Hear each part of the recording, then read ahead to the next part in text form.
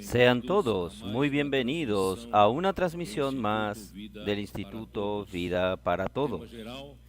Tema general, Gálatas, el único evangelio, el Evangelio de Cristo. Mensaje 17, la sustitución del liderazgo en Jerusalén por presión de los judíos. Estos mensajes adicionales del libro de Gálatas fueron motivados por un versículo que yo digo que es una gran luz para que podamos entender lo que realmente sucedió en la época de los primeros tiempos de la iglesia. El versículo es Efesios 6, cuando Pablo, al terminar su carta a los Gálatas, en el versículo 12, él dice lo siguiente: todos los que quieren ostentarse en la carne, esto os constriñen para circuncidarse solamente para no ser perseguidos por causa de la cruz de Cristo. Hermanos, esto encendió una gran luz, un versículo que aparentemente no tiene mucha validez, pero aquí nos muestra toda la historia. Cambió cuando hubo esta preocupación de aliviar la persecución por causa de la cruz de Cristo. Entonces, el motivo de los judíos creyentes de la iglesia en Jerusalén volver a la circuncisión y a la práctica de la ley fue principalmente debido a la persecución que sufrían, gran persecución que sufrían por causa de los judíos y del liderazgo de la nación de Israel. Entonces, aquí nos deja claro, él continúa, porque ni aun los mismos que se circuncidan guardan la ley. En verdad, hermanos, el motivo principal no es el celo por la ley, el celo por guardar la ley. El motivo principal es huir de la persecución por causa de la cruz de Cristo. Pero quieren que vosotros circuncidéis para gloriarse en vuestra carne.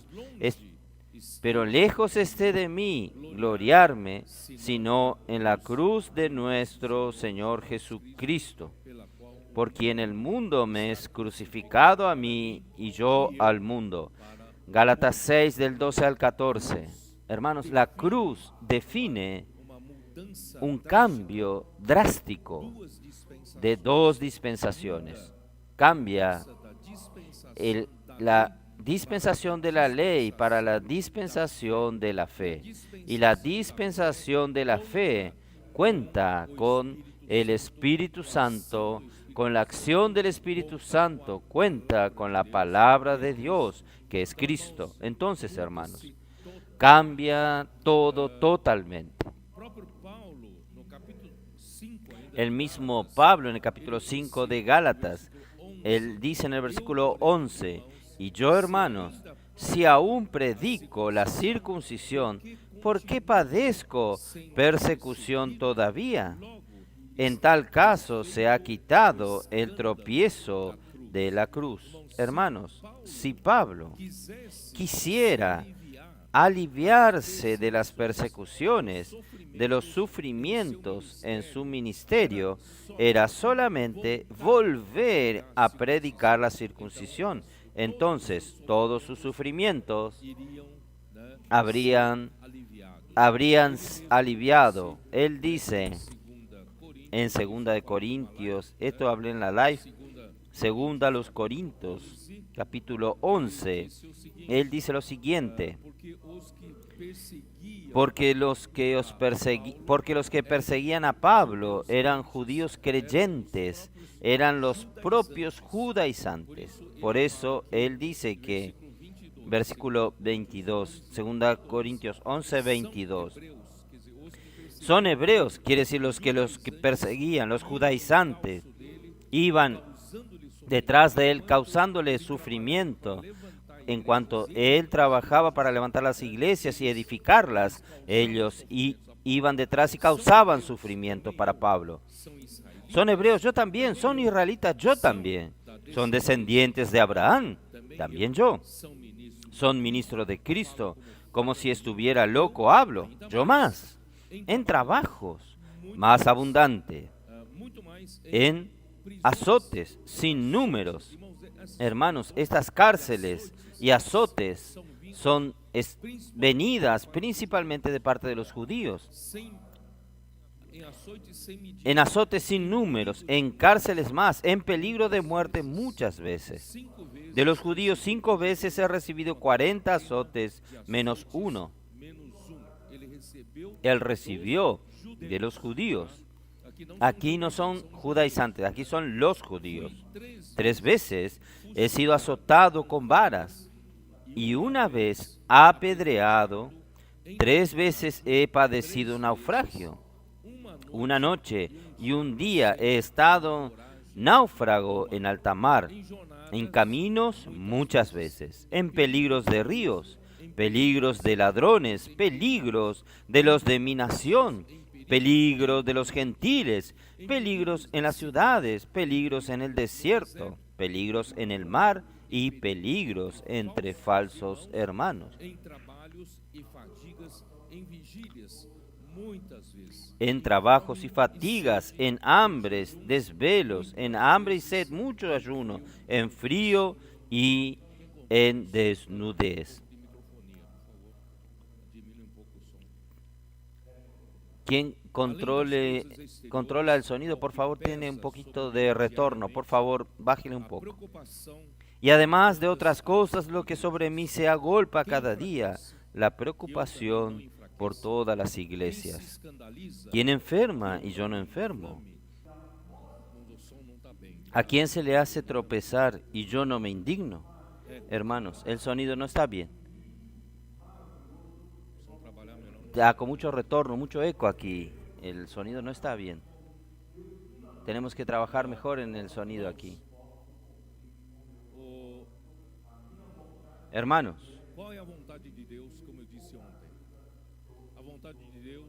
¿cuál es la voluntad de Dios? Como dije ayer, la voluntad de Dios está en Efesios capítulo 1, versículos 9 y 10.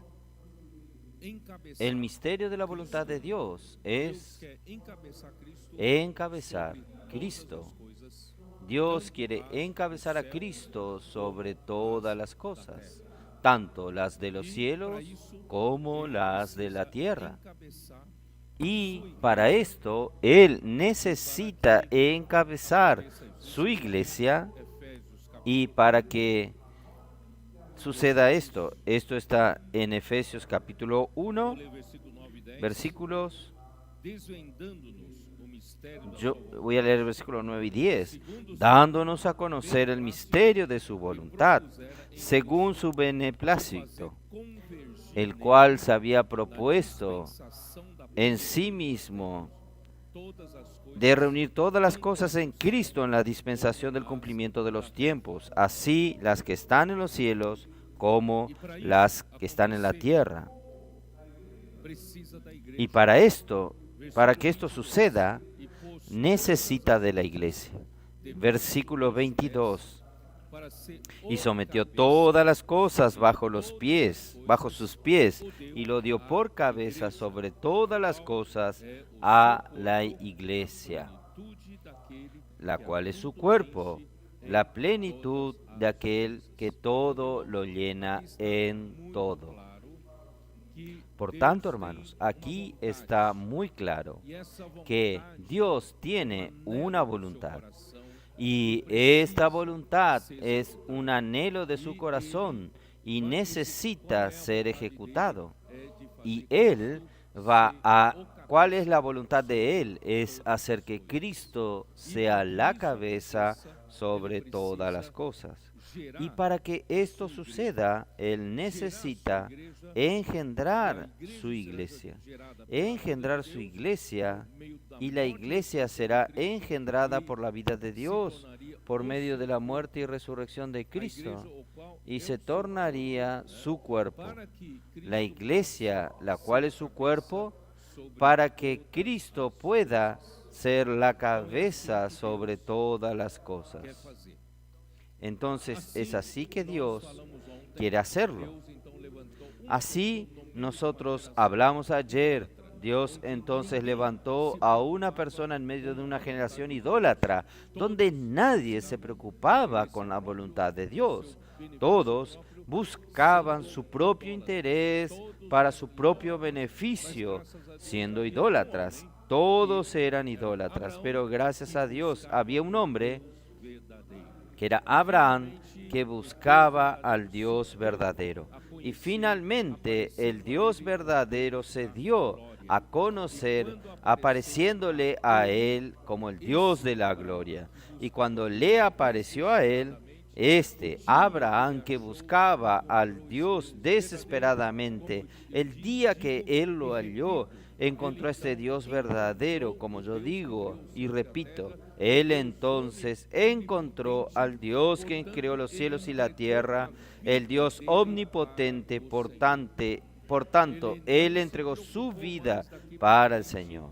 Él no se preocupó más de aquí en adelante por la lucha de sus propias necesidades, porque Él sabe, este Dios de la gloria, tomase cuenta de Él, todo lo que Él necesita sería atendido.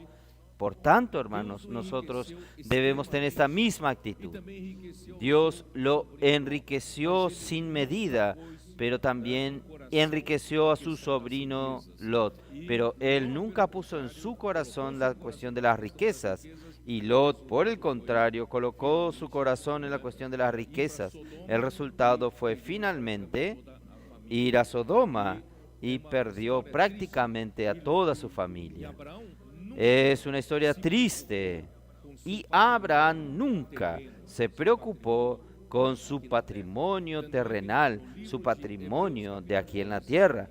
Tal es así que en el libro de Hebreos capítulo 11 usted va a ver que él partió, se fue de esta tierra sin tener un palmo de tierra, porque Dios le había prometido la tierra para él.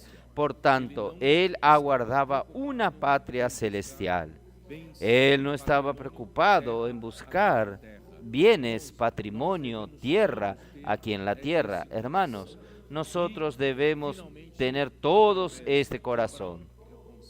Y finalmente, a través de Abraham, él consigue levantar una nación y esta nación, yo hablé todo esto ayer, y a través de esta nación, Dios entonces quería hacer en medio de una generación idólatra. Él tenía una nación que sería su propiedad exclusiva, una nación que sería un reino de sacerdotes, una nación santa.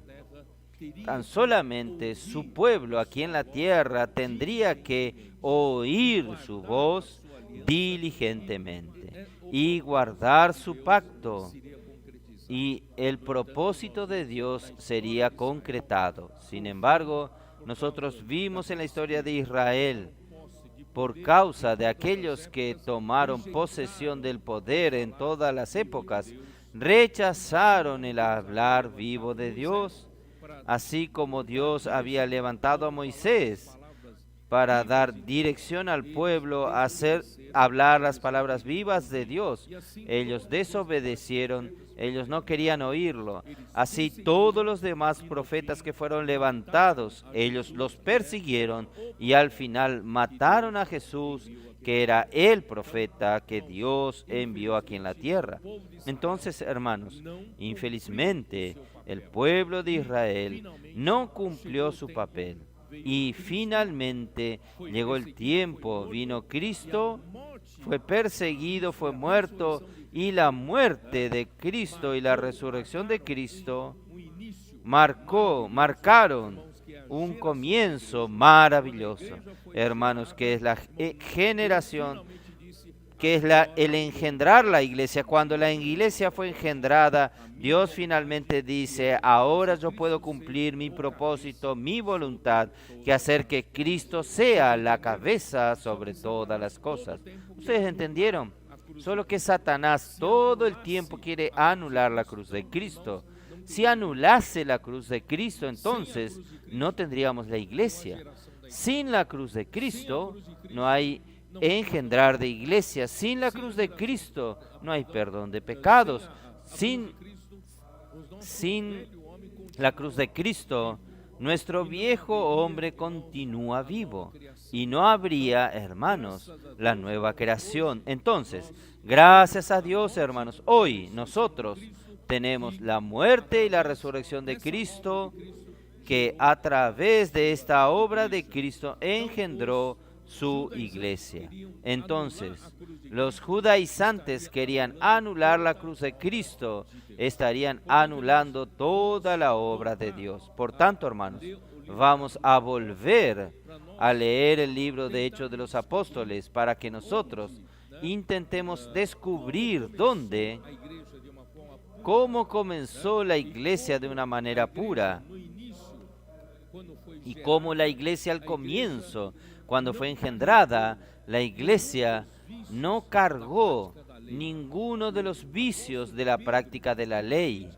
El apóstol Pedro, juntamente con los 11 apóstoles, el apóstol Pedro fue muy fiel en hablar de la muerte de Cristo, en hablar de la resurrección de Cristo, y él fue muy osado en decir a los líderes judíos que ellos fueron responsables por la muerte de Cristo. Todo esto, hermano, fue el comienzo poderoso de la vida de la iglesia, como yo ya hablé ayer. Entonces, hermanos,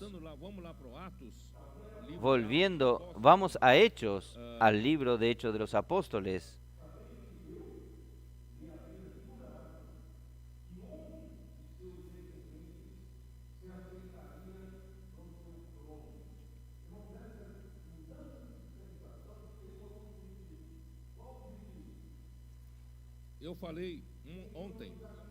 Yo hablé ayer que ¿cuál era el papel del Espíritu Santo? El papel del Espíritu Santo en el capítulo 1 de Hechos era para dar poder, para engendrar la iglesia y dar poder a la iglesia para que ella ejecute la obra de Dios. Entonces, a partir de la cruz de Cristo y la resurrección de Cristo, comienza una dispensación de la fe de los que creen en el nombre de Jesús, y a partir de entonces comienza la actuación fuerte del Espíritu Santo en la iglesia y por medio de la iglesia. Por tanto, es importante que yo lea este versículo, capítulo 1 de Hechos, versículo 5, porque Juan ciertamente bautizó con agua, mas vosotros seréis bautizados con el Espíritu Santo dentro de no muchos días. Versículo 8, ¿cuál es el objetivo de que Dios bautice la iglesia con el Espíritu Santo? Primeramente es para engendrar la iglesia, y en segundo lugar es para dar poder a la iglesia, para que la iglesia pueda multiplicarse, expandirse, llevando esta vida a toda la tierra.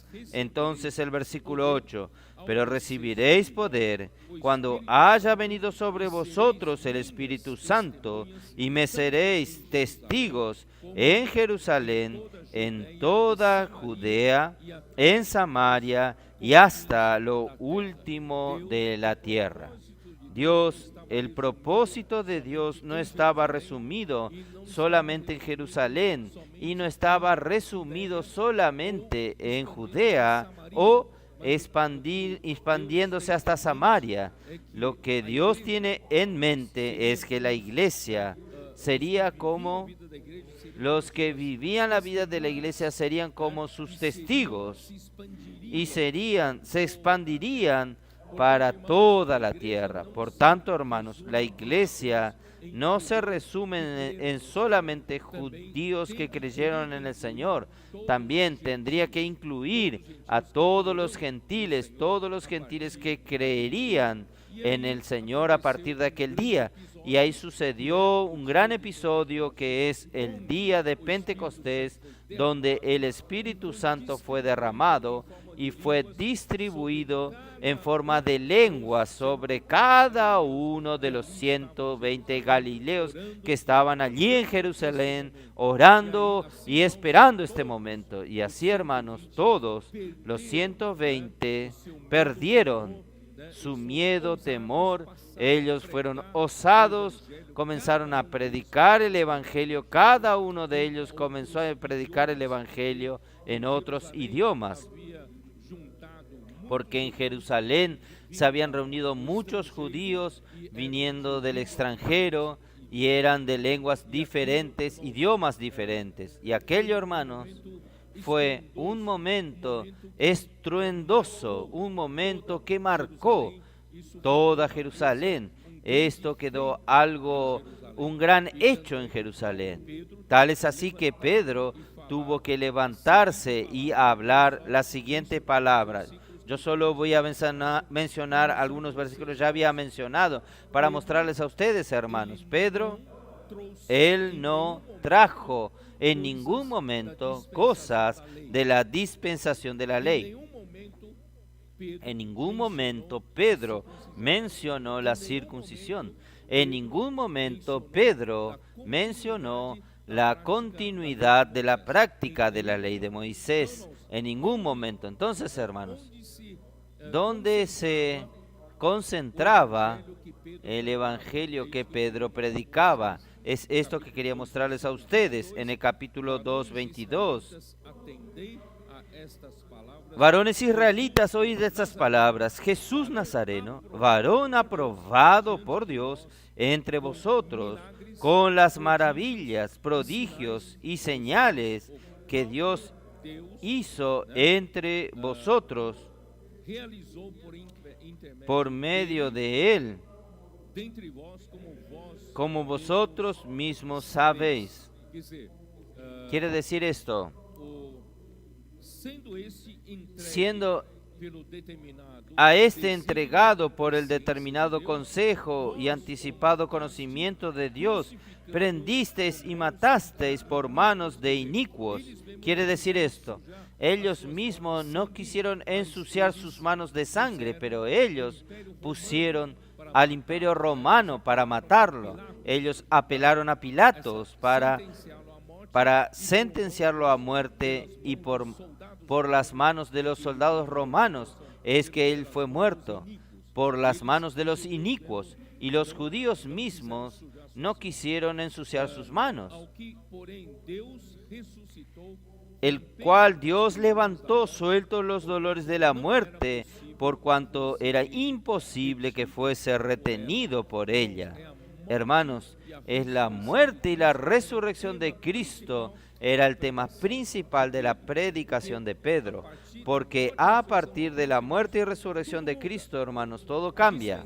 La dispensación cambió. No era más la dispensación de la ley. A partir de entonces era la dispensación de la fe. De quien creyese en el nombre de Jesús estaría siendo parte de esta dispensación y participaría del poder del Espíritu Santo para vivir esta nueva dispensación de la gracia. Entonces, aquí, yo leí aquí en el mensaje pasado, pero yo quiero hacer aquí, versículo 29. Varones hermanos, si os pudiese decir libremente del patriarca David, que murió y fue sepultado, y su sepulcro está con nosotros hasta el día de hoy. Pero siendo profeta, David era profeta. ¿Sabía esto? Sabiendo que Dios le había jurado que de su descendencia en cuanto a la carne se levantaría el Cristo para que se sentase en su trono. Este cambio de dispensación tiene un objetivo. ¿Cuál es el objetivo? Entronizar a Cristo. ¿Cuál es el misterio de la voluntad de Dios? No es hacer que Cristo sea la cabeza sobre todas las cosas. Entonces, Cristo tendría que ser entronizado. ¿Tendría que sentarse en el trono de David o no? Entonces, este era el propósito, era la voluntad de Dios. ¿Está bien? Viéndolo antes, habló de la resurrección de Cristo, que su alma no fue dejada en el Hades, ni su carne vio corrupción.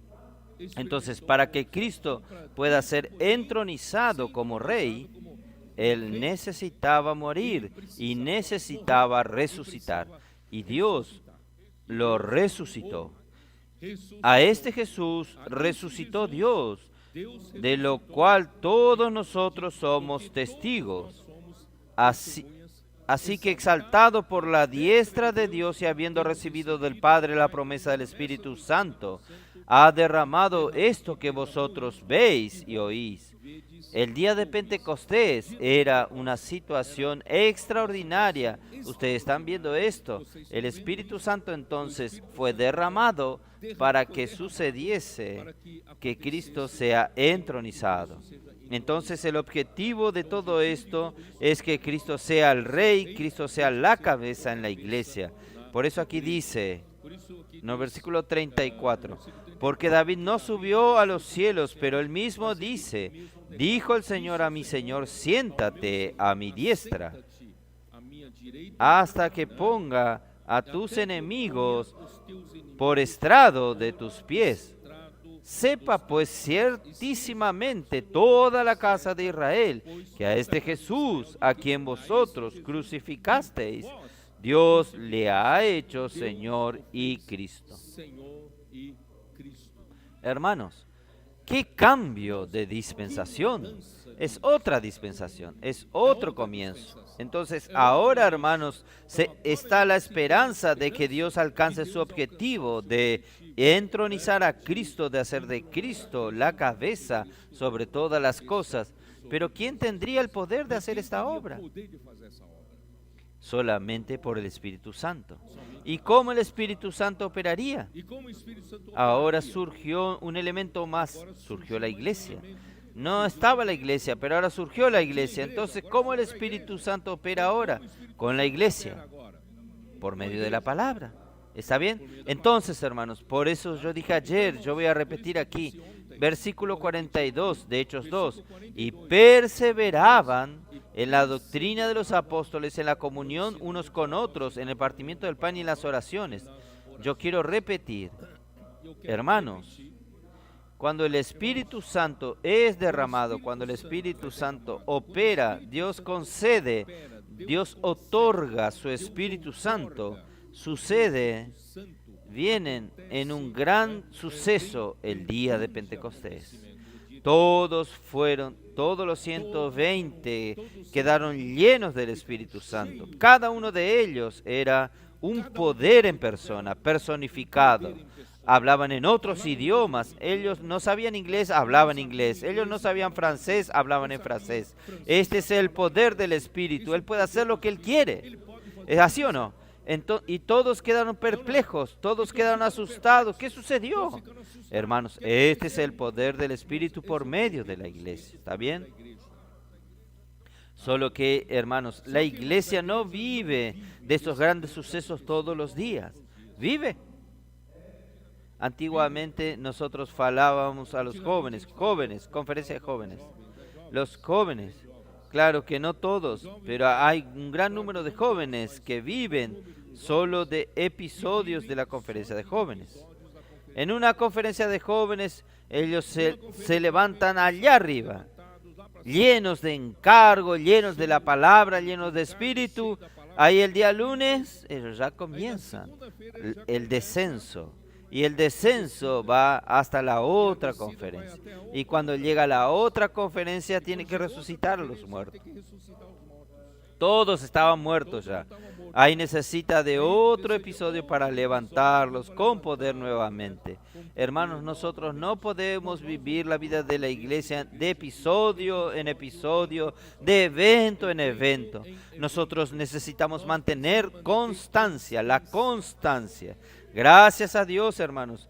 Hoy el Señor nos dio herramientas para mantener la vida de la iglesia en una constancia del poder del Espíritu Santo. ¿Cuál es la manera? Perseverar. ¿Qué significa la palabra perseverar? Perseverar implica constancia. Constancia. Es algo constante. No viene de picos de episodios, sino que es constante. Entonces, ¿cómo nosotros podemos mantener esta situación del día de Pentecostés? Pero durante todos los días, voy a repetir la palabra aquí, diariamente. ¿Cómo hacer con que esta situación extraordinaria esté diariamente en nuestra vida? ¿Cómo perseverar en esto? ¿Cómo mantener esta constancia? Todos los días nosotros experimentamos el poder del Espíritu. ¿Cómo mantener esto? Perseverar en la palabra de los apóstoles. ¿Y cómo perseverar en la palabra de los apóstoles? Es la comunión. ¿Qué es comunión?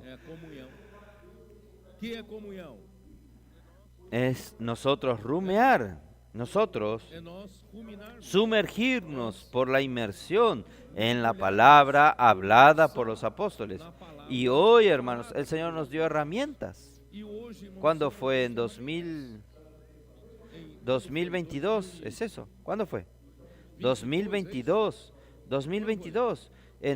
A la mitad de 2022, Amir fue al CEAPE de Lorena, ¿fue así? Fue así, ¿no? Y allí usted percibió que hubo un bosquejo. ¿No es así, Johnny? Fue un bosquejo de lo que sería la inmersión de hoy.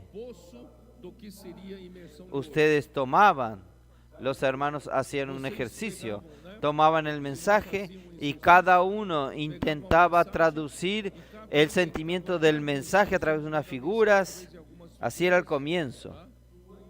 Ahí el PAC desarrolló este encargo y transformó en la inmersión. Qué regalo grande que el Señor nos dio. Ahí nosotros comenzamos a tener inmersión, si no me engaño, al final del 2022 comenzamos a tener la inmersión y el 2023.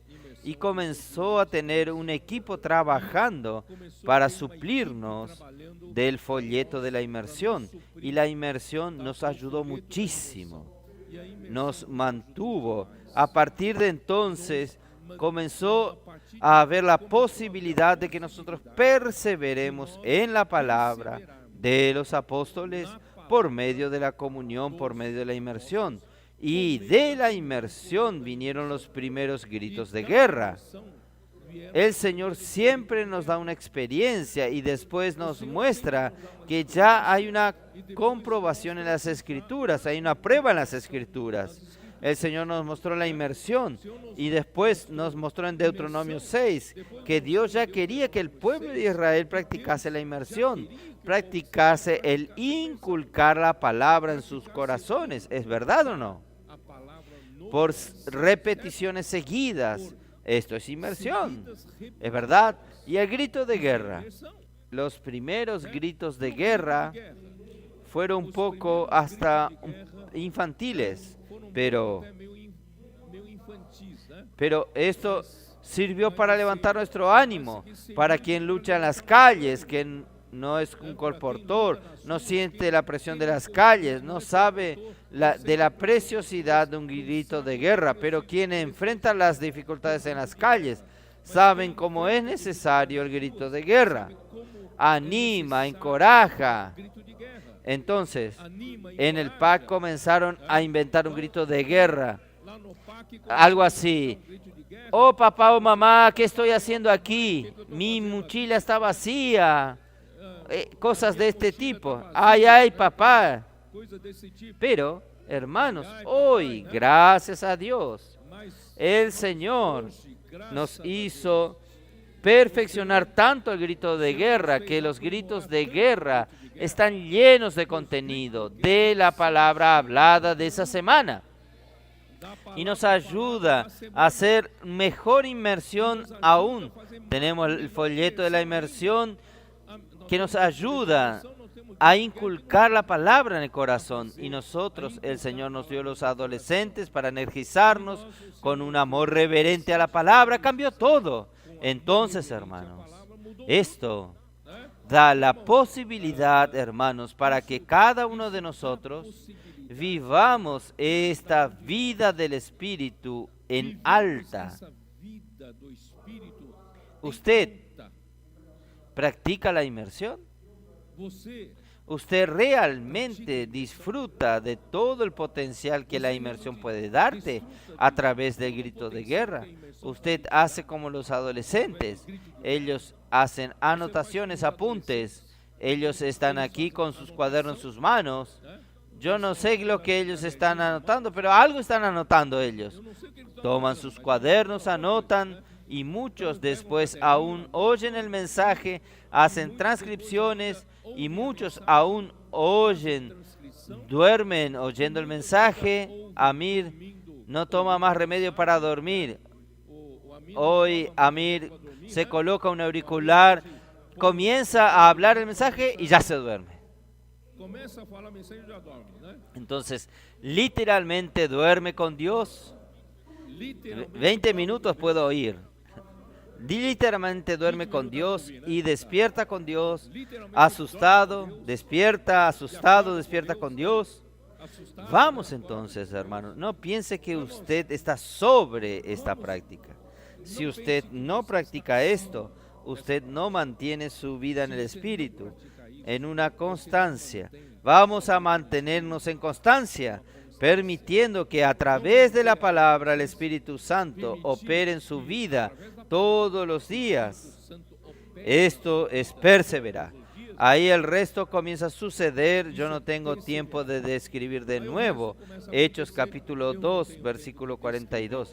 Entonces yo voy a saltar ya a Hechos 4, versículo 32, que fue la lectura de esta mañana. Y de la multitud de los que habían creído, eran de un corazón y un alma, y ninguno decía ser suyo propio nada de lo que poseía, sino que tenían las cosas en común. Entonces, el resultado, hermanos, el resultado de la inmersión en la palabra, en perseverar en la palabra de los apóstoles, el resultado de la comunión en esta palabra que el Señor nos dio, hermanos, el resultado ¿cuál es? Producir un solo corazón y una sola alma. Hermanos, esto es el efecto de la cámara de resonancia. Dios está produciendo de todos nosotros estos fotones que están dentro de la cámara de energización, y ahora lo llamo de resonancia. Está colocando todas nuestras energías de la vida en una sola frecuencia y en un solo ciclo. Esto quiere decir en la misma fase. Ustedes saben que la transmisión es hecha por las ondas, la transmisión de fotones. La luz es una onda, es transmitida por una onda electromagnética.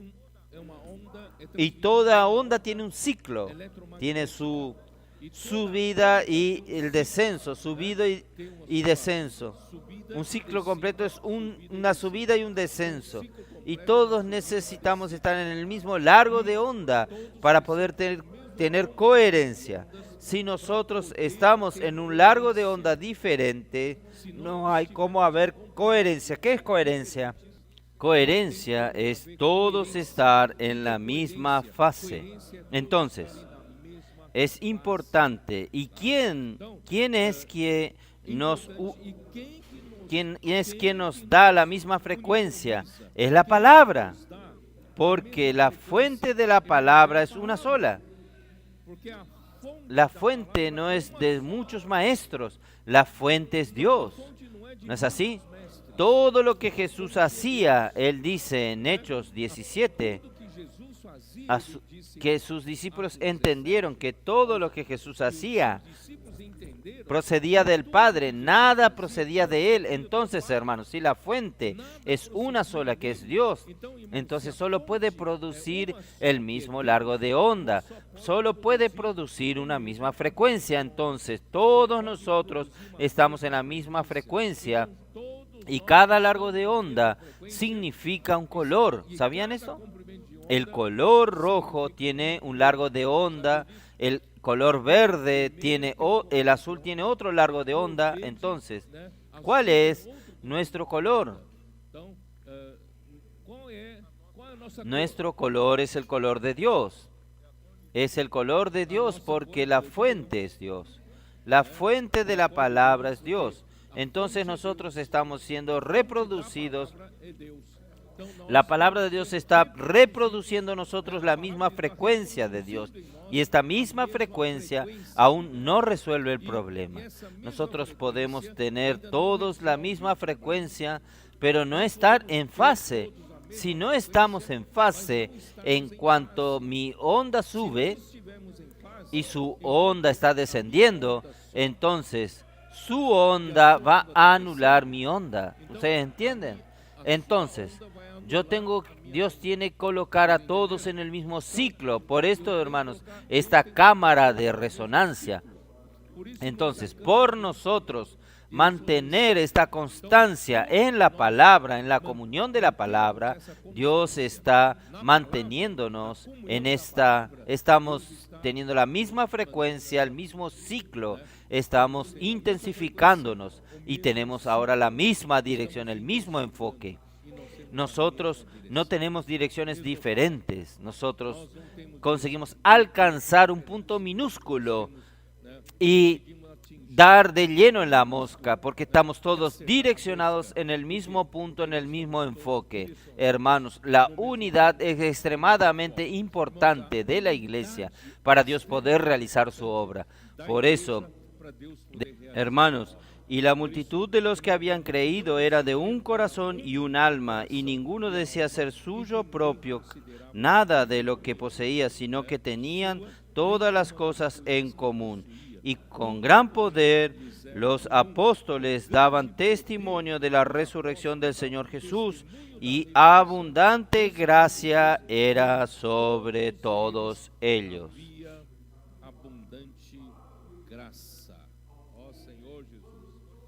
Por tanto, hermanos, se percibe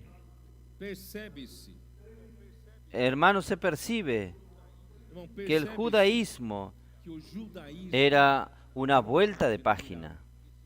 Este comienzo maravilloso de la iglesia en Jerusalén, usted no ve a Pedro ni a ninguno de los apóstoles que hablasen de las cosas del judaísmo. No, todo era nuevo.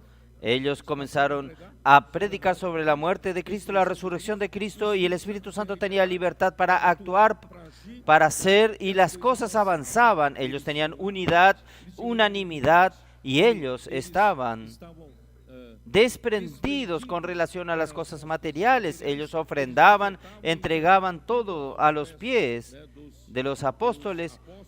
Puedo continuar leyendo, versículo 34. Así que no había entre ellos ningún necesitado, porque todos los que poseían heredades o casas, los vendían y traían el precio de lo vendido y lo ponían a los pies de los apóstoles, y se repartían cada uno según su necesidad. Entonces, hermanos, no es que ellos mismos practicaban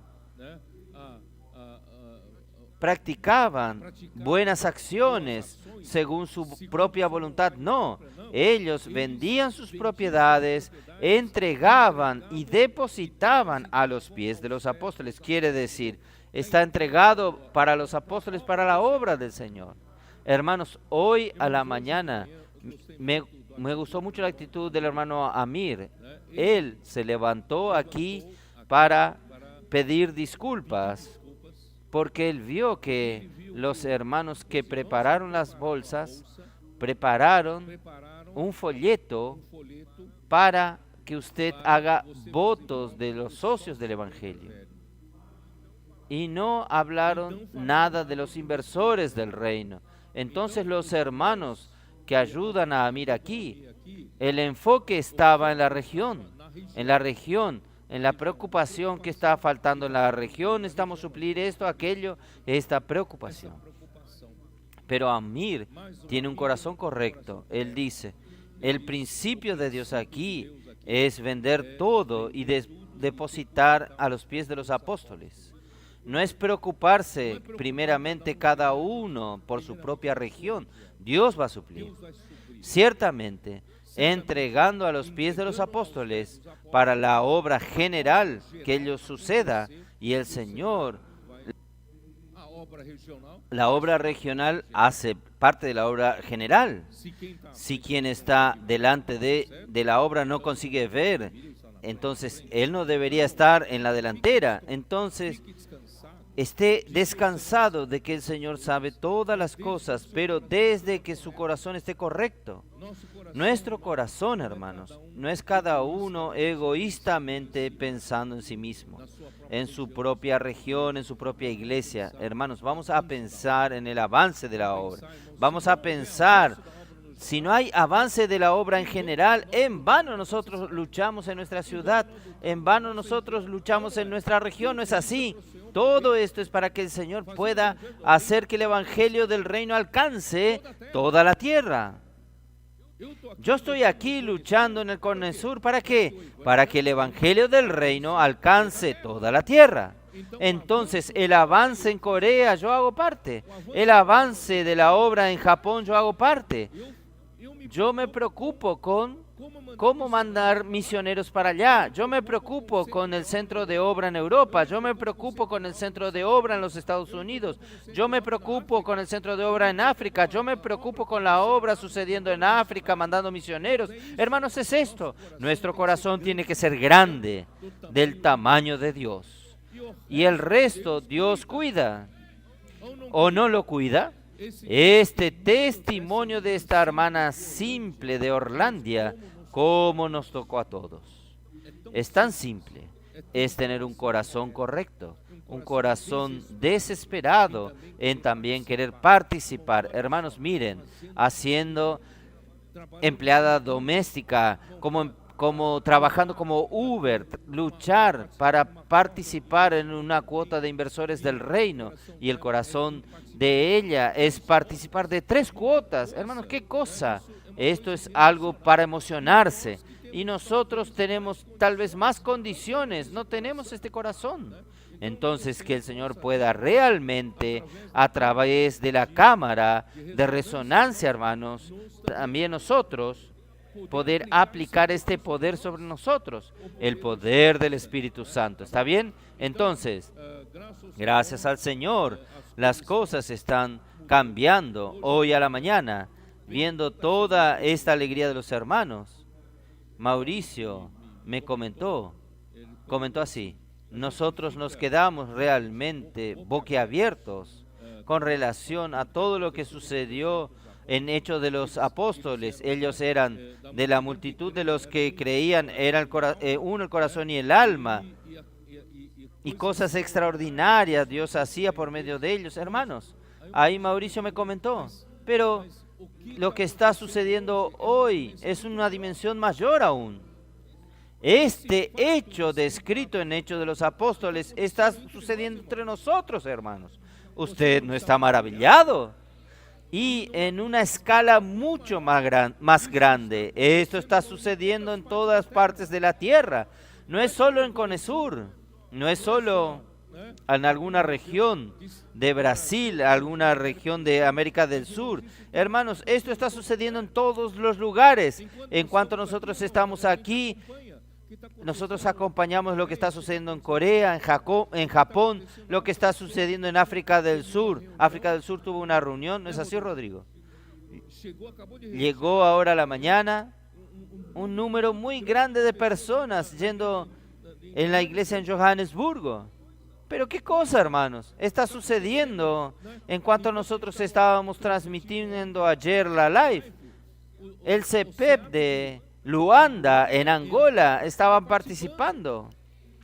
Los hermanos de Kenia, los hermanos del Congo, estaban participando. Hermanos, esto está sucediendo en todos los lugares. ¿Por qué? Porque la fuente que estimula es la misma. La palabra es la misma. Entonces no es solo nosotros aquí que tenemos una sola alma, un solo corazón, sino que esto está sucediendo en toda la tierra. ¡Qué cosa maravillosa! Por eso, hermanos, vamos a 4:22. Hechos 4:22.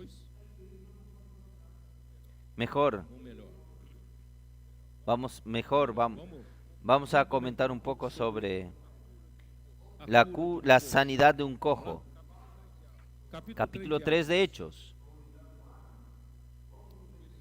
Versículo 1.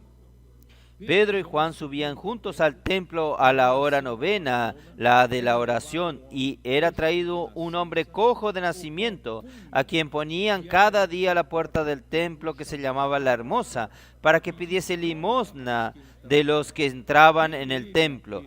Cuando vio a Pedro y a Juan que iban a entrar en el templo, le rogaban que le diesen limosna. Pedro, con Juan fijando en él los ojos, le dijo: míranos. Entonces él les estuvo atento, esperando recibir de ellos algo. Mas Pedro le dijo: no tengo plata ni oro,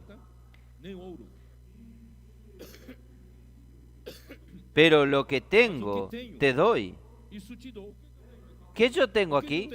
Yo no tengo oro ni plata, pero ¿qué tengo? En nombre de Jesús Cristo de Nazaret, levántate y anda. Y tomándole por la mano derecha, le levantó. Y al momento se le afirmaron los pies y tobillos. Y saltando, se puso en pie y anduvo y entró con ellos en el templo, andando y saltando y alabando a Dios. En la primera fila delante de mí, aquí hay varias doctoras aquí.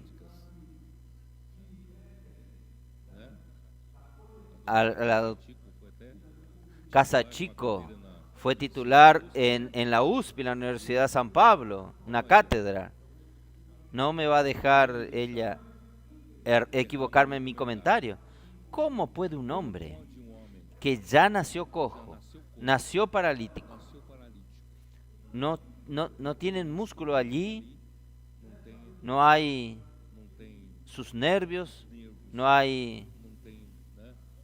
¿Cómo puede? Para mí es imposible. No hay ninguna posibilidad. Nosotros supimos más tarde que era un hombre más de 40 años paralítico, ya de nacimiento. Él no tiene nada para estar de pie, no tiene nada. ¿No es así? Ustedes que son doctoras no me dejan mentir. No hay nada. Y no solo él estuvo de pie, él saltó. Y después que él ficó de pie, saltó.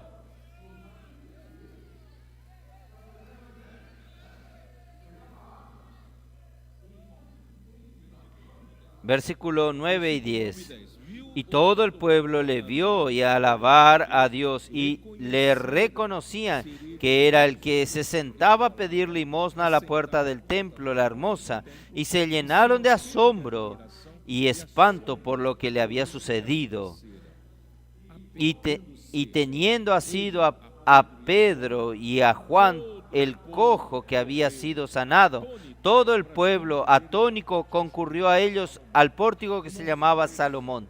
Hermanos, los judíos piden señales, y cada vez que sucede alguna señal, ellos saben que viene de Dios. Es Dios quien hace esto.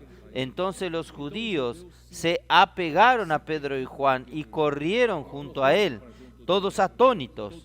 Viendo esto, Pedro respondió al pueblo: varones israelitas, ¿por qué os maravilláis de esto?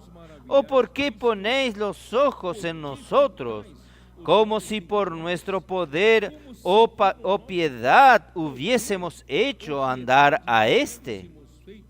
El Dios de Abraham, de Isaac y de Jacob, el Dios de nuestros padres, ha glorificado a su Hijo Jesús, a quien vosotros entregasteis y negasteis delante de Pilato, cuando éste había resuelto ponerle en libertad. Mas vosotros negasteis al santo y al justo, y pedisteis que se os diese un homicida. Soltaron a un homicida y crucificaron a Jesús. Y matasteis al autor de la vida, a quien Dios ha resucitado de los muertos, de lo cual nosotros somos testigos. Hermanos, miren la osadía de Pedro, de Juan. ¡Qué osadía! Acusando y condenando a los judíos que mataron a Jesús. Esto más tarde se tornó en una presión. Estoy hablando todo esto para que ustedes perciban. Esto es como una olla de presión, va juntando presión, va juntando presión.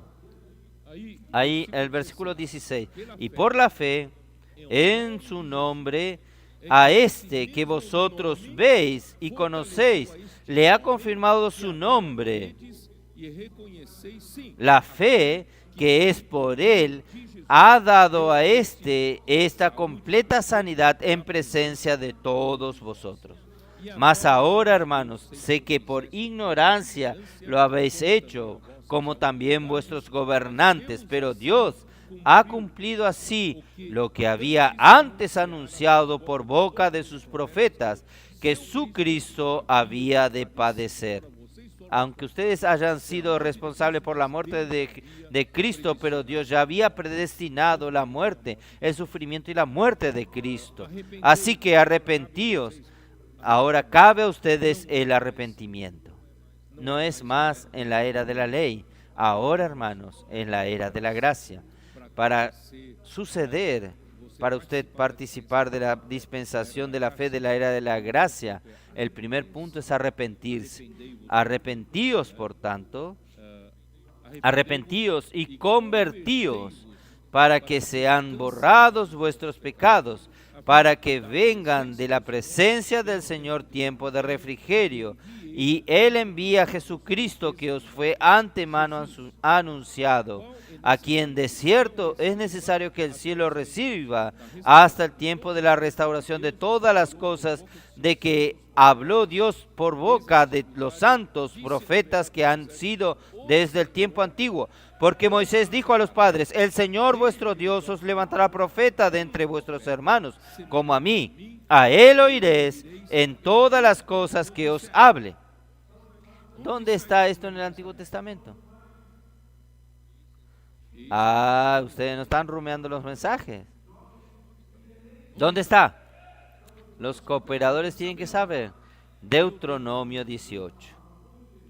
En Deuteronomio 18, Dios dijo: levantaré un profeta semejante a ti, Moisés, y a todo el que a él no oyere, le pediré cuenta.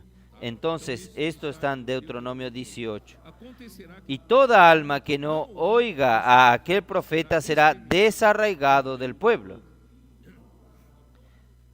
Y todos los profetas desde Samuel en adelante, cuanto han hablado, también han anunciado estos días. Vosotros sois los hijos de los profetas y del pacto que Dios hizo con nuestros padres, diciendo a Abraham: en tu simiente serán benditas todas las familias de la tierra. A vosotros primeramente Dios, habiendo levantado a su Hijo, lo envió para que os bendijese, a fin de que cada uno se convierta de tu maldad.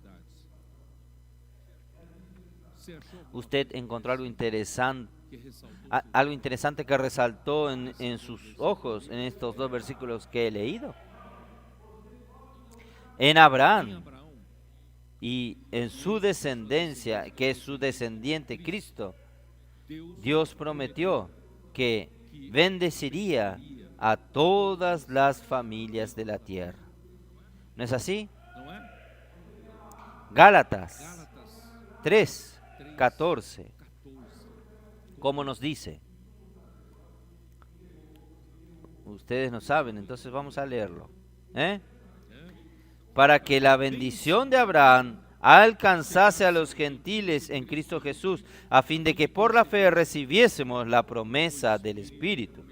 Y a través del Espíritu prometido, Dios bendeciría a todas las familias de la tierra. Está sucediendo esto en la iglesia, está sucediendo con nosotros. Solo que primeramente, el versículo 26, ustedes no prestaron atención. Versículo 26, habiendo resucitado Dios a su siervo para bendecir todas las familias de la tierra. Solo que así que Él resucitó a Jesús, Él envió primeramente ¿a quién? Envió primeramente a vosotros para bendeciros. Los judíos tenían el privilegio de ser los primeros a recibir esta bendición. Entonces los judíos creyentes recibieron esta bendición primeramente, pero ellos tenían que saber que esta bendición no era exclusivamente de ellos. Esta bendición iría para todas las familias de la tierra. Pero los judíos no tienen este concepto, creen que todo para los judíos. Hasta Pedro, que en la casa de Cornelio, él se admiró cuando el Espíritu Santo también fue derramado y bautizó a aquellos gentiles que creyeron en el Señor Jesús. Entonces no hay este concepto de que esto es para toda la tierra. Bueno, ahí, hermanos, comienza la oposición. El tema el enfoque de volver al libro de Hechos para mostrarles a ustedes, primeramente, hermanos, hubo un cambio de dispensación de hecho. ¿Y quién lideraba este cambio de dispensación de hecho? No estaba más preso a las cosas de la dispensación de la ley. Usted no ve a Pedro y Juan que hablasen sobre la ley, o circuncisión o Moisés, pero ellos comenzaron a hablar de la muerte y resurrección de Cristo. Y el Espíritu Santo actuaba con gran poder, haciendo un cojo de nacimiento que anduviese. ¿Usted quiere un mayor poder que esto? Hizo un cojo andar, un cojo de nacimiento. Entonces, nadie puede ir contra lo que el Espíritu del Señor está haciendo. Entonces, surge entre el liderazgo de los judíos una oposición. Capítulo 4, versículo 1. Hablando ellos al pueblo, vinieron sobre ellos los sacerdotes con el jefe de la guardia del templo y los saduceos. Ya hay tres, vamos a llamarlos así, tres instituciones diferentes. Están los sacerdotes, el capitán del templo, la guardia del templo y los saduceos, resentidos de que enseñasen al pueblo y anunciasen en Jesús la resurrección de entre los muertos. Y le echaron mano y lo pusieron en la cárcel hasta el día siguiente, porque ya era tarde. Pero muchos de los que habían oído la palabra creyeron, y el número de los varones eran como 5,000 en la iglesia en Jerusalén. 5,000 hombres en la iglesia de Jerusalén. ¡Qué maravilla! Ahí en el versículo 5, ellos arrestaron a Pedro y a Juan y quedaron la noche en la prisión, y en el día siguiente se reunieron en Jerusalén los gobernantes, las autoridades. ¿Quién son las autoridades aquí? Las autoridades, los gobernantes, los ancianos y los escribas, y el sumo sacerdote y todos los que eran del linaje de sumos sacerdotes. Entonces ustedes están viendo varias instituciones aquí. Los sacerdotes, capitán, guardia del templo, los saduceos, y ahora se juntó ¿quién? Los ancianos y los escribas y el sumo sacerdote, varios sumos sacerdotes, porque unos solo quedan el turno del año, pero varios son, ¿cómo se dice? Son suplentes, Hermanos, ustedes recuerdan cuando yo hablé que el problema es cuando el hombre, él adquiere una posición de poder. Ustedes recuerdan que yo en San Pablo hablé de una palabra en inglés. Amir, ¿usted recuerda la palabra en inglés? Opa, ¿cómo es? ¿Cómo se dice? Establishment. ¿Está en lo correcto? Por lo menos. Las aulas que él había perdido no las perdió ahora, las clases. Establishment, hermanos. Yo lo definí. No soy yo el que define en realidad. Ustedes pueden ver en el diccionario, en el Google. ¿Cuál es la definición? Es un grupo dominante, una élite que controla el poder sobre una sociedad o una organización. Y generalmente es una élite autoseleccionada, quiere decir ellos mismos se escogen y se infiltran en diversas instituciones que sustentan el poder, ¿está bien? Para mantenerse siempre en el privilegio y en el poder. Esta fue la dificultad de que ellos acepten los profetas que hablaban de parte de Dios, que generalmente hablaba en contra de esta consolidación de un poder humano. Por eso ellos persiguieron a todos los profetas y persiguieron a Jesús. Yo ya leí este versículo en Juan capítulo 11. Ellos no querían perder su lugar, infiltrándose en las demás instituciones. ¿Cuáles son estas instituciones? Ellos estaban en medio de los que cuidan del templo, estaban en medio de los sacerdotes, estaban en medio de la secta de los saduceos, estaban en medio de los saduceos, estaban entre los escribas, estaban entre los ancianos y estaban entre el grupo que eran de los sumos sacerdotes. Este grupo que controlaba todas estas instituciones mantenían a este grupo en el poder, y cuando alguien está en el poder no quiere cambios, y generalmente cuando Dios habla es cambio, porque Dios no se detiene en el mismo lugar. Dios quiere avanzar, quiere avanzar. Cuando hay cambios, entonces quien está en contra de cambios en realidad está en contra del hablar de Dios. Entonces, ¿qué sucedió? Y poniéndose en medio les preguntaron, ¿con qué potestad y en qué nombre habían hecho vosotros esto? Versículo 7. Entonces Pedro, lleno del Espíritu Santo, nuestros apóstoles hermanos estaban llenos del Espíritu Santo, les dijo, gobernantes del pueblo y ancianos de Israel, puesto que hoy se nos interroga acerca del beneficio hecho a un hombre enfermo, de qué manera éste haya sido sanado, sea notorio a todos vosotros y a todo el pueblo de Israel, que en el nombre de Jesucristo de Nazaret, a quien vosotros crucificasteis. Hermanos, es muy pesado. Todo el tiempo Pablo les recordaba, Pedro, que vosotros les crucificasteis, a quien Dios resucitó de los muertos, por este hombre en vuestra presencia sano.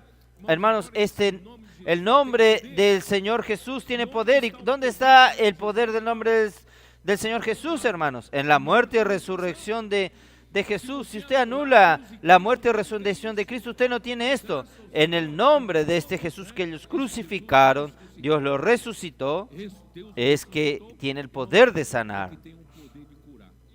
Este Jesús es la piedra reprobada. Bueno, no voy a leer versículo 13. Entonces, viendo el de nuevo de Pedro y Juan, y sabiendo que eran hombres sin letras y del vulgo, ellos no hicieron facultad probablemente. No sé si terminaron la primaria, la enseñanza básica. Se maravillaban y le reconocían que habían estado con Jesús. Y viendo al hombre que había sido sanado, que estaba en pie de ellos, no podían decir nada en contra. Está la prueba aquí, el hombre fue sanado, ¿qué va a hablar en contra? Entonces le ordenaron que salieran del concilio y conferenciaron entre sí. ¿Qué era el concilio? El Sanedrín. Era la Suprema Corte, el Supremo Tribunal que decide todo, diciendo, ¿qué haremos con este hombre, con estos hombres? Porque de cierto señal manifiesta ha sido hecho por ellos, notoria a todos los que moran en Jerusalén, y no lo podemos negar. Hermanos, no hay cómo negar delante de una señal. Sin embargo, para que no se divulgue más entre el pueblo, amenacémosle para que no hablen de aquí en adelante a hombre alguno en este nombre. Vamos a prohibirles que ellos hablen en nombre de Jesús, este Jesús que resucitó, y este nombre tiene poder. Pero Pedro y Juan respondieron diciéndole, miren la osadía de Pedro y Juan. Yo quiero que ustedes presten atención y van a ver el contraste para después. En este momento, Pedro estaba osado. Pedro y Juan respondieron, juzgad si es justo delante de Dios, obedecer a vosotros antes que a Dios, porque no podemos dejar de decir lo que hemos visto y oído. No podemos dejar de hablar lo que oímos y hemos visto. Hermanos, nosotros también somos testigos de todo lo que está sucediendo. ¿Usted es o no testigo? Oh Señor Jesús. Y ellos entonces le amenazaron y le soltaron, no hallando ningún modo de castigarles por causa del pueblo, porque todos glorificaban a Dios por lo que se había hecho. Y ya que el hombre en quien se habían hecho este milagro de sanidad tenía más de 40 años. Entonces, ahí, a partir de entonces, versículo 23. Puestos en libertad, vinieron a los suyos y contaron todo lo que los principales sacerdotes y anunciaron y los ancianos le habían hecho. Y ellos, habiendo oído, alzaron una voz a Dios y dijeron, soberano Señor, tú eres el Dios que hiciste el cielo y la tierra, el mar y todo lo que en ellos hay, que por boca de David tu siervo dijiste, ¿por qué se amontina la gente y los pueblos piensan cosas vanas? Se reunieron los reyes de la tierra y los príncipes se juntaron en uno contra el Señor y contra su Cristo. Hermanos, ustedes saben que estas autoridades pueden presionar a la iglesia. Ya le advirtió y Pedro y Juan continuaron, osados, acusados de que ellos mataron a Jesús y en nombre de este Jesús es que las cosas están sucediendo, la cura milagrosa, y ellos prohibieron, pero ellos continúan. Hermanos, las autoridades aquí en la tierra, ellos tienen poder para usar la fuerza policíaca. ¿Pueden o no? No solo la fuerza policíaca, sino también puede ser la fuerza militar. Ellos pueden, las autoridades pueden usar de todo lo que disponen para silenciarlo a usted, a la iglesia. Tal es así que en la Edad Media muchos fueron perseguidos y muchos fueron muertos a espada. Fueron violentamente muertos. Entonces, hermanos, contra esta violencia, la iglesia no puede hacer nada. ¿Qué puede hacer la iglesia? Nosotros tenemos un ejército. Nosotros vamos a devolver con la misma moneda. Vamos a entrenar a nuestros hermanos para que lidien con espada. Estoy hablando con aquella época. O lidiar con armas. Vamos a defendernos. No. Dios nos dio esta recomendación. Entonces, ¿a quién apelamos en un momento como este? A Dios. En la presión, nosotros apelamos ¿a quién? A Dios. ¿Está bien? Y, hermanos, todo lo que tenemos que hacer es apelar a quien es superior a ellos. Nosotros no tenemos arma para disparar y no vamos a hacer esto, claro, hermanos. Pero nosotros apelamos al Señor. El Señor está viendo todas las cosas. Él sabe lo que hace. Entonces, esta es nuestra actitud, la actitud de la iglesia, porque Cristo es cabeza de la iglesia. Es nuestra autoridad máxima. Y es interesante que estos versículos que ellos mencionan en la oración están en Salmos 2. ¿Recuerdan Salmos 2 que hemos leído varias veces? Salmos 2, vamos a ver, Salmos 2. Señor Jesús.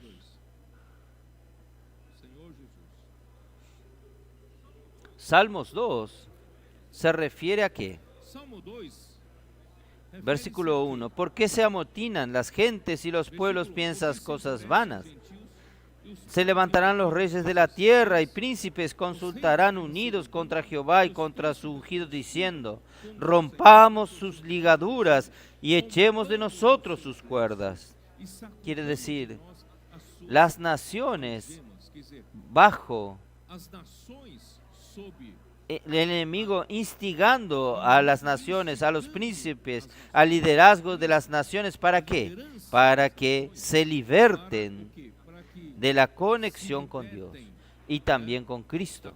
Las naciones son instigadas por Satanás a libertarse de cualquier unión con Dios y con Cristo. Pero, infelizmente, quien estaba incluido en esto eran los líderes judaicos, no eran las naciones. Entonces los líderes judíos fueron incluidos en esta rebelión contra Dios y contra su ungido. Entonces, hermanos, es triste que nosotros hablemos sobre esto. Entonces ahí, yo voy a leer aquí en el final, versículo 29. Y ahora, Señor, mira sus amenazas y concede a tus siervos que con todo denuedo hablen tu palabra. Hermanos, nosotros no queremos solamente reivindicar, Señor, devuelven la misma moneda lo que ellos están atacándonos. Nosotros queremos solo tener libertad de predicar el Evangelio. ¿No es así? Nosotros pedimos a nuestro Señor que nos dé intrepidez para predicar el Evangelio, predicar la palabra. Mientras se extiende tu mano para que se hagan sanidades y señales y prodigios mediante el nombre de tu santo Hijo Jesús.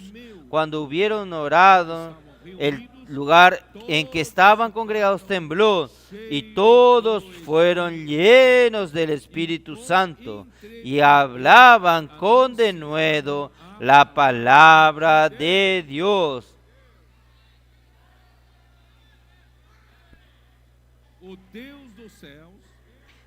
El Dios de los cielos, cabeza de la iglesia, no armó a la iglesia con tanques y armas, misiles, sino que Él armó a la iglesia ¿con qué? Con el Espíritu Santo. Todos quedaron llenos del Espíritu Santo y hablaban con denuedo. ¿Qué hacían? Hablaban con denuedo la palabra de Dios. Hermanos, nuestra arma es la palabra. ¿Y quién nos da poder para anunciar con denuedo la palabra? Es el poder del Espíritu Santo. ¿Está bien? Y de ahí viene. Y la multitud de los que habían creído era de un corazón y un alma. ¿Está bien? Vamos a ir ahora a Hechos capítulo 5, versículo 12. Y por la mano de los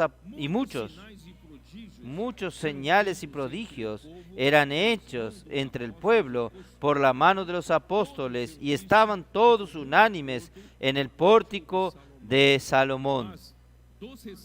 Y de los demás, ninguno se atrevía a juntarse con ellos, mas el pueblo los alababa grandemente.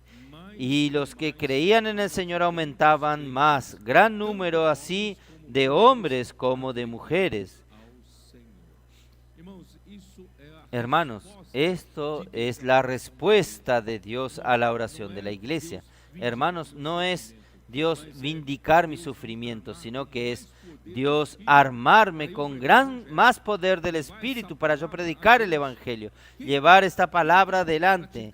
¿Quién está practicando mandar inmersión a sus contactos? Hermanos, esta es un arma poderosa. Dios no entregó una ametralladora en sus manos. Dios entregó la inmersión en tus manos. ¿Cómo usted puede luchar? Mande la inmersión a sus contactos. Usted imagina cuánto esto va a ser permeable en medio de la sociedad. Muchos van a estar recibiendo la inmersión, van a estar beneficiándose de la palabra del Señor. Esta es la manera de que usted anuncie la palabra con intrepidez. Oh, Señor Jesús.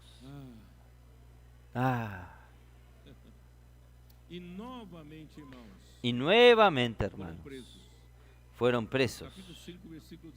Capítulo 5, versículo 17. Entonces, levantándose el sumo sacerdote y todos los que estaban con él, esto es, de la secta de los saduceos, se llenaron de celos y echaron mano a los apóstoles y lo pusieron en la cárcel pública. Los apóstoles todos fueron presos en una prisión pública, mas un ángel del Señor abriendo de noche las puertas de la cárcel. Hermanos, este es el arma que Dios tiene. Abrió la puerta de la cárcel y los condujo afuera y le dijo: id y puesto en pie en el templo, anunciad al pueblo todas las palabras de esta vida. Hermanos, nuestra respuesta a toda presión y persecución es predicar el Evangelio, llevar esta vida, la palabra de esta vida al pueblo. Por eso que necesitamos más seapistas, necesitamos más colportores, necesitamos más TCI, adolescentes, jóvenes e intendentes. Necesitamos más hermanos y hermanas alineados para anunciar la palabra con intrepidez. Habiendo oído esto, entrando de mañana en el templo y enseñaban. Entre tanto vinieron el sumo sacerdote y los que estaban con él, y convocaron al concilio y a todos los ancianos de los hijos de Israel, y enviaron a la cárcel para que fuesen traídos. Pero ellos no estaban más en la cárcel. Pero cuando llegaron los alguaciles no lo hallaron en la cárcel. Entonces volvieron y dijeron aviso, diciendo: por cierto, la cárcel hemos hallado cerrado con toda seguridad y los guardas afuera de pie ante las puertas. Mas cuando abrimos, a nadie hallamos dentro. Todos los guardas estaban allí, todos los centinelas, todos los vigías estaban allí, pero nadie los vio a ellos salir. Esto solo Dios puede hacer. Cuando oyeron estas palabras, el sumo sacerdote y el jefe de la guardia del templo y los principales sacerdotes dudaban en qué vendría a parar aquello. Hermanos, esto es la nueva dispensación, es la dispensación de la fe, dispensación del Espíritu, es la dispensación de la gracia, es el momento de la iglesia. Hermanos, usted puede contar con todo eso. Esto está todo disponible para la iglesia. Usted no tiene tanque a disposición. Usted no tiene un rifle a disposición. Usted no tiene ametralladora a disposición. Pero usted tiene el Espíritu Santo. Usted tiene la palabra que opera milagros.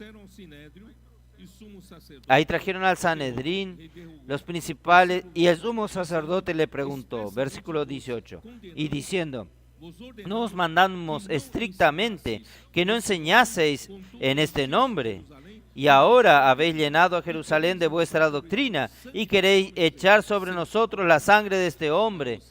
Quiere decir, sintieron el golpe. Ustedes están diciendo que nosotros tenemos culpa en la sangre de Jesús. Respondió Pedro y los apóstoles dijeron: es necesario obedecer a Dios antes que a los hombres. Quiere decir, ellos no obedecían a las autoridades. Miren, qué osadía. El Dios de nuestros padres levantó a Jesús, a quien vosotros matasteis colgándole en un madero. Quiere decir, él continúa osado. A este Dios ha exaltado con su diestra por príncipe y salvador, para dar a Israel arrepentimiento y perdón de pecados. Y nosotros somos los testigos suyos de estas cosas, y también el Espíritu Santo, el cual ha dado Dios a los que le obedecen. Quien obedece a la fe, quien cree, entró en una nueva dispensación, y quien entró en una nueva dispensación, Dios dio el Espíritu Santo. Dios otorgó el Espíritu Santo. Hermanos, hoy nosotros como la iglesia recibimos el Espíritu Santo. Nosotros tenemos el Espíritu Santo al lado nuestro, del lado nuestro, que puede operar milagro, puede operar todo por su gran poder, y nosotros podemos accionarlo por la palabra. Ahí, hermanos, capítulo 6 es donde quiero llegar con ustedes. En verdad, yo anoté muchas cosas, pero no voy a conseguir hablarlo. Entonces,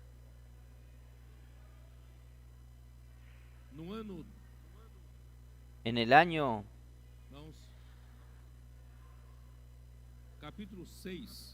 capítulo 6,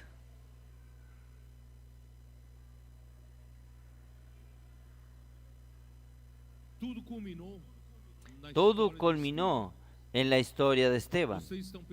Ustedes están percibiendo que yo les relaté a ustedes cómo la iglesia vivía bajo el poder del Espíritu Santo. Vivía en una constancia de perseverar en la palabra, en la comunión, ¿no es así? Y el Espíritu Santo operaba grandemente entre ellos, hacía milagros, y los apóstoles tenían osadía para enfrentar a las autoridades que les mandaron a ellos que no predicasen más en nombre de Jesús. Ellos no obedecieron a las autoridades porque ellos tenían que obedecer a Dios, continuar fielmente predicando la palabra. Esto estaba atragantado en la garganta de las autoridades. Y era como una olla de presión, estaba allí llegando al nivel de explotar. Y cuando llegó a Esteban, ellos encontraron una manera de salir, que salga esta presión. Capítulo 6, versículo 8. Y Esteban, lleno de gracia y de poder, hacía grandes prodigios y señales entre el pueblo. Entonces se levantaron uno de los sinagoga, llamada de los libertos, de los cireneos de la Alejandría, de Cilicia y de Asia, y disputaban con Esteban, pero no podían resistir a la sabiduría y al espíritu con que hablaba. Entonces sobornaron a unos para que dijesen que les habían oído hablar palabras blasfemas contra Moisés y contra Dios. Y soliviantaron al pueblo y a los ancianos y a los escribas, y arremetiéndole le arrebataron y le trajeron al concilio, y pusieron testigos falsos que decían: este hombre no cesa de hablar palabras blasfemas contra este lugar santo y contra la ley, pues le hemos oído decir que este Jesús de Nazaret destruirá este lugar y cambiará las costumbres que nos dio Moisés. Entonces, hermanos, lo que estaba atragantado en sus gargantas, en las autoridades, es que la iglesia no predicaba la ley de Moisés, no predicaba las cosas de la dispensación de la ley, y antes predicaban a Jesús, predicaban a este resurrecto, y con todo poder del Espíritu Santo actuaba por medio de la iglesia. Ellos no podían hacer nada, solo que esto estaba cambiando las costumbres de una nación. Y la nación de Israel está fundada bajo la ley, sobre la ley. Cuando usted balancea los cimientos de una nación que prácticamente es su constitución. Usted va a conmocionar toda la nación. Entonces la preocupación en mantener esta nación en pie, o la preocupación en mantener a los que están en el poder, tener continuidad, hermanos, esta presión de introducir una nueva manera de vivir, que es la iglesia, comenzó a incomodar y comenzó a aumentar y llegó a un punto de explosión. Ahí el versículo 15. Entonces todos los que estaban sentados en el concilio, al fijar los ojos en él, vieron su rostro como el rostro de un ángel.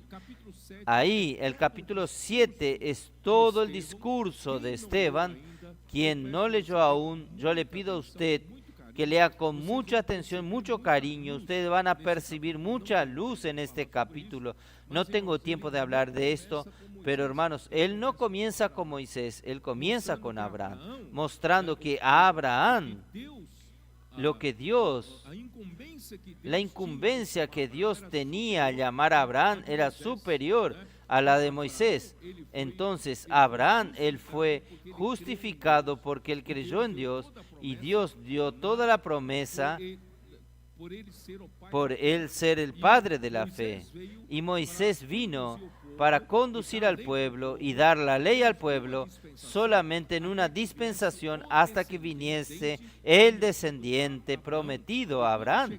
Y cuando llegase el descendiente, hermanos, esta dispensación cambiaría.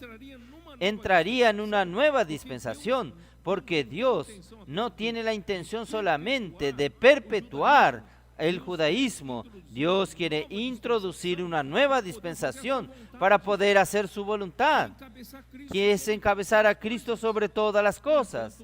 Sin embargo, el liderazgo de los judíos no entendieron, y ahí vino toda esta presión, y Esteban termina mostrando: ustedes que hablan tanto de Moisés, tanto en venerar a Moisés, a la ley que Moisés dio, pero cuando Dios usó a Moisés para hablar al pueblo palabras vivas, ustedes recuerdan esta palabra, capítulo 7, versículo 38, cuando él recibió palabras vivas para transmitir a sus padres, a los padres de los israelitas, ellos desobedecieron. Y después, a lo largo de los tiempos, Dios siempre mandó mensajeros, mandó a sus profetas, y ustedes despreciaron. Y ustedes mataron a los profetas que anunciaban la venida de Jesús, y ustedes mataron a Jesús. Entonces, cuando llegó este punto, versículo 54,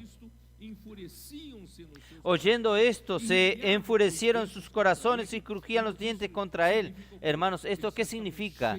Ellos ya estaban llenos de presión, de querer hacer el mal contra la iglesia, callar la boca de la iglesia. Llegó al punto máximo. Esta olla de presión explotó. ¡Bum! Explotó. Ahí. Pero Esteban, lleno del Espíritu Santo, puesto los ojos en el cielo, vio la gloria de Dios y Jesús que estaba a su diestra, y dijo: he aquí veo los cielos abiertos y el Hijo del Hombre que está a la diestra de Dios. Hermanos, esto quiere decir esta dispensación de la fe. El Hijo de Dios está en acción. Aunque esté a la diestra del Padre, está de pie. Es su tiempo. La iglesia, hermanos, es el tiempo de Cristo. Cristo hoy, Él reina, Él gobierna, Él da dirección, hermanos. Ahí. Y ellos clamaron en alta voz, taparon sus oídos y arremetieron a uno contra Él. Y echándole fuera de la ciudad, le apedrearon. Y los testigos pusieron sus ropas a los pies de un joven que se llamaba Saulo, y apedreaban a Esteban, mientras él invocaba y decía: Señor Jesús, recibe mi espíritu. Y puesto de rodilla, clamó a gran voz: Señor, no le tomes en cuenta este pecado. Y habiendo dicho esto, durmió. Y Saulo consentía en su muerte. En aquel día hubo una gran persecución contra la iglesia que estaba en Jerusalén, y todos fueron esparcidos por las tierras de Judea y de Samaria, salvo los apóstoles. Hermanos, a partir de este momento, la historia de la iglesia en Jerusalén comenzó a cambiar. Esta presión, toda esta presión de las autoridades entre los judíos llegó al punto máximo, explotó. Y esta persecución, aunque en el libro de Hechos de los Apóstoles solo registra un versículo, pero esta persecución, yo no tengo tiempo de hoy, tal vez en el próximo mensaje entremos en esto. Esta persecución fue cruel, fue traumática. La descripción es solo en este versículo, pero usted leyese los testimonios de Pablo. Cuando él perseguía a la iglesia, él metía a la cárcel, perseguía y metía a la cárcel hombres y mujeres y colocaba en la prisión, y después él tenía autorización de los sacerdotes para esto. Él llevaba al tribunal para juzgar. Y en este tribunal podía juzgar las muertes de ellos. Tenía este poder de matarlos.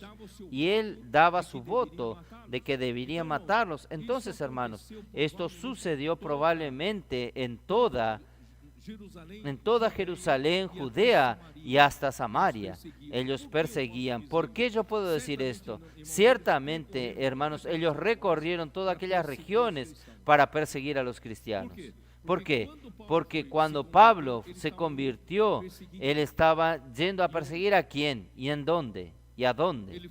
Él llevó cartas de autorización de los sacerdotes para prender, arrestar a los que seguían Jesús en el camino. ¿A dónde? En Siria. No es más Judea, no es más Samaria, ya fue hasta Siria.